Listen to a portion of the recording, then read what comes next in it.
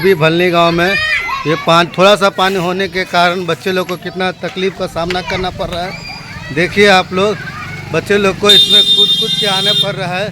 कितना बार भी कहा गया प्रशासन को, जिला प्रशासन को कई निवेदन है कि इसको सही किया जाए ताकि बच्चे लोग को समस्या है, उस समस्या का निदान हो सके। थोड़ा सा पानी होने से ही इतना पानी लग रहा है, आप लोग देख सकते हैं। मासूम बच्चे लोग को कितना दिक्कत का सामना करना पड़ रहा है, लेकिन उसको देखने वाला कोई नहीं। क्या नाम हुआ बाबू, क्या नाम है? ये पानी जो गिरा हुआ है वो तकलीफ हो रहा है ना, इसका कोई समाधान होना चाहिए कि नहीं होना चाहिए? हाँ, आप लोग जो पढ़ने जाती हो तो वो दिक्कत का सामना करना पड़ रहा है क्या? हाँ या गलत है? हाँ, तो क्या पानी सही होना चाहिए, इसका रास्ता निकलना चाहिए कि नहीं निकलना चाहिए?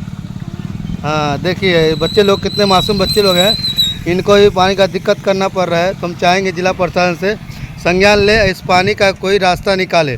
बाकी अपडेट के लिए बने रहे मिथिला इन मीडिया।